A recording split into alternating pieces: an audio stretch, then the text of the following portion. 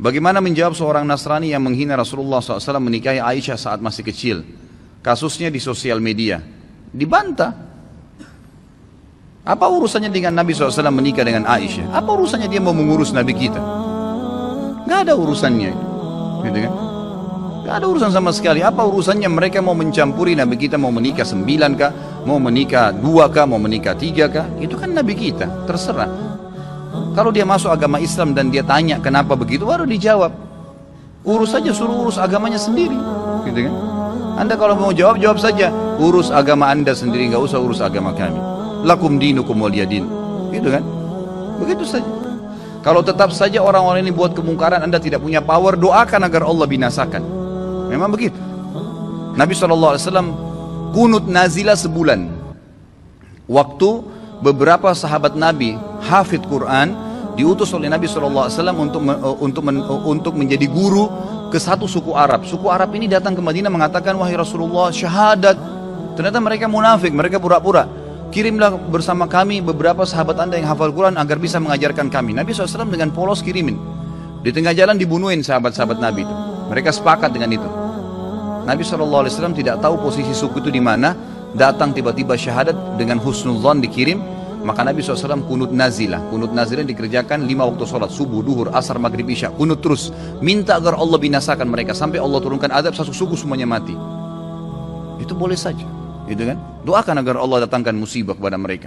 Itu hak kita. Gitu kan? Bagaimana kalau seandainya ada orang sekarang yang mencaci maki Nabi Isa? Kita saja umat Islam pasti bisa marah. Karena itu Nabi kita juga. Rukun iman kita iman kepada para nabi. Kalau ada yang mengatakan Isa bukan nabi, Isa begini, orang Islam punya hak untuk marah karena itu juga adalah nabi Allah. Gitu kan? Kalau ada orang menghina Nabi Isa dan orang Nasrani nggak marah, itu aneh. Gitu kan? Mereka harus marah, wajib marah karena nabinya dihina. Karena gitu. Jadi kalau Nabi Muhammad SAW dihina, wajar kita marah. Bagaimana caranya orang tidak marah? Nabi kita, panutan kita, kita yakini dia utusan Allah. Gak usah jadi pengikut gak usah jadi pengikut Nabi Muhammad SAW, tidak bisa membela beliau. Gitu kan? Kehidupan dunia ini sebentar, saudaraku. Sebentar kehidupan dunia ini. Sampai kapan? Demi Allah, saudaraku.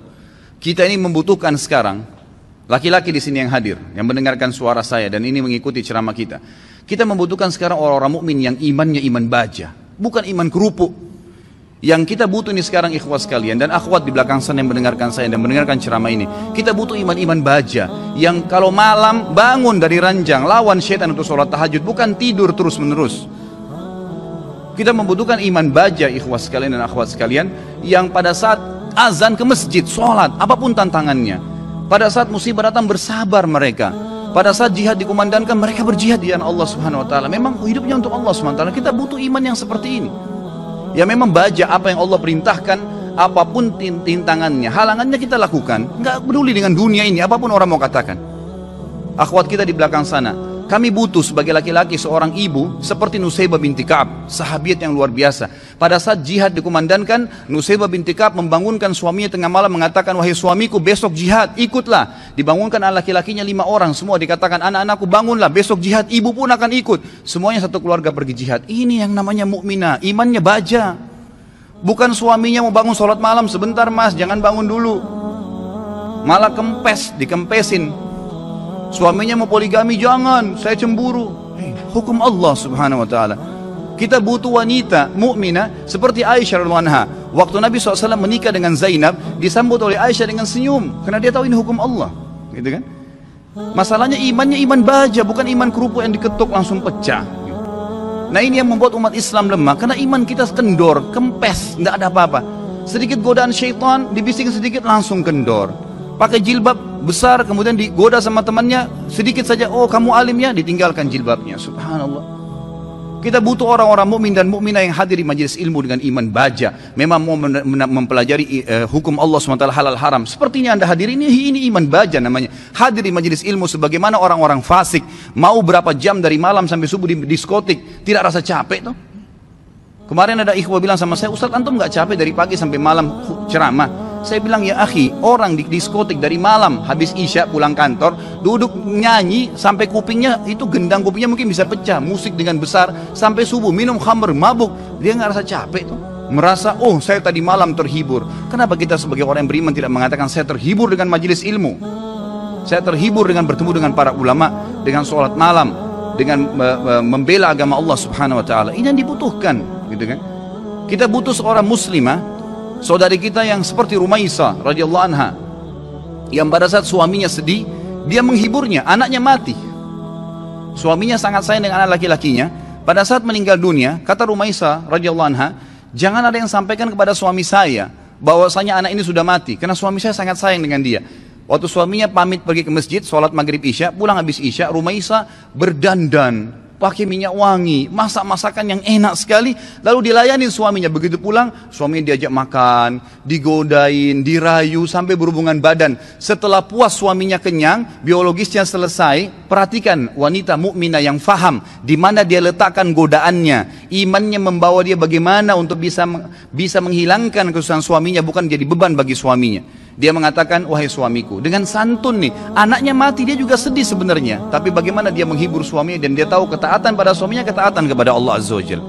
Apa yang dia bilang? Wahai suamiku, bagaimana pendapat anda kalau seandainya tetangga pernah pinjamin sesuatu, lalu saja tetangga memintanya, pemiliknya minta benda itu, apakah kita akan mengembalikan? Kata suaminya, tentu saja, itu hak orang. Kata Rumaisa dengan tenang, dengan sangat luar biasa kasih sayang sama suaminya, dia mengatakan, wahai suamiku, kalau begitu berharaplah pahala dari Allah, karena ya, Allah SWT yang menitipkan anak kita telah mengambilnya. Suaminya langsung marah, mengatakan, kenapa kau tidak cerita dengan saya, wahai Rumaisa? Kau membiarkan saya memakan makanan, menikmatin tubuhmu, lalu kemudian kau memberitahukan setelah itu bahwasanya anak kita mati, gitu kan? Dengan sangat tenang. Lalu kata Rumaisa, itulah yang saya ingin lakukan untuk menghiburmu. Lalu kata suaminya, saya akan laporkan kepada Nabi SAW.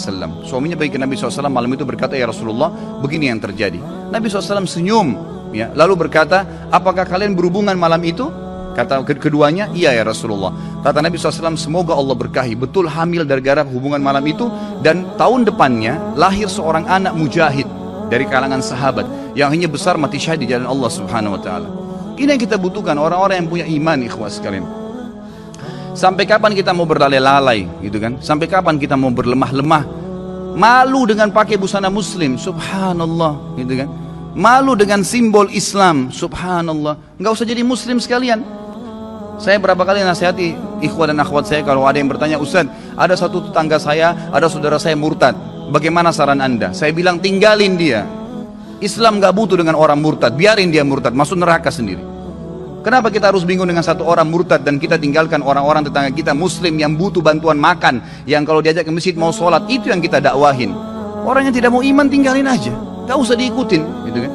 Ngapain kita berjalan di belakangnya merayu dia untuk supaya dia kembali ke dalam Islam? Gak usah. Doain mungkin, mendakwahin boleh, tapi gak usah kita sedih, ya kan gitu. Jadi kita harus menetapkan semua pada tempatnya masing-masing. Kita butuh figur Abu Bakar yang semua tegak dengan keyakinannya. Figur Umar yang memang syaitan lari dari dia. Tahu kenapa ikhwas sekalian syaitan lari dari Umar? Karena Umar betul-betul yakin semua yang Allah perintahkan benar, yang dilarang itu salah, ditinggalkan. Dan Umar bin Khattab semuanya dengan tegar, dengan iman baja yang dia lakukan. Malam bangun sholat, nggak ada ceritanya syaitan mau godain ditepis sama dia, nggak ada. Syaitan hanya habis akal. Bagaimana caranya goda orang seperti ini? Nggak bisa, gitu kan? Karena dia betul-betul memang itu tinggal ditinggalin. Dan itu hanya dengan iman, ikhwas sekalian. Ini hanya dengan iman.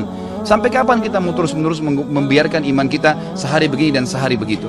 Sampai kapan antum mau mengatakan, dan perempuan di antun dari belakang mengatakan, sampai kapan kita mau mengatakan, oh iya nanti, oh iya ya, sampai kapan oh iya ya ini? Sampai malaikat maut mencabut roh kita baru kemudian kita mau sadar? Subhanallah.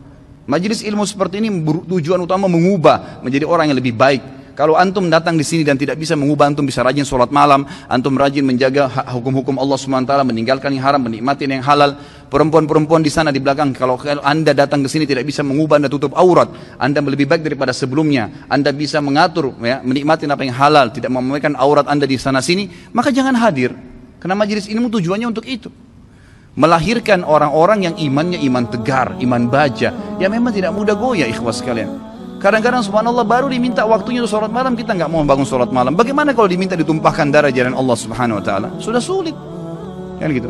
Baru diminta infak saja, sudah beragam macam bisikan syaitan, kita sudah mengiyakan bisikan syaitan itu. Bagaimana kalau diminta infak jalan Allah Subhanahu Wa Taala? Mengorbankan seluruh harta, pakaian kita bahkan kalau perlu dijual untuk itu. Ini semua karena cinta terhadap dunia yang berlebihan. Allah musta'an. Semoga Allah SWT yang di langit sana yang melihat kita ini menjadikan kita orang-orang yang terpilih di kalangan hamba-hambanya yang dipenuhi imannya dengan iman baja insya Allah dalam hati dan meninggal dalam keadaan syahid. Ya Allah, saya meminta kepadamu atas namamu yang maha mulia agar engkau menjadikan aku secara khusus dengan keluargaku ya Allah semuanya mati syahid di jalan Allah dan semuanya memiliki iman-iman yang baja dari keturunan dan seluruh istri dan anak-anakku dan juga semua yang hadir di sini ya Allah. Semoga engkau berikan apa yang terbaik dari hamba-hambamu. Jadi mudah-mudahan kita tidak termasuk orang-orang yang lemah dan orang-orang yang sama sekali meninggal dalam kondisi nanti menyesal. Oh kenapa ya? Oh seandainya ya, sudah nggak ada gunanya ikhwah. Sekarang saatnya berubah.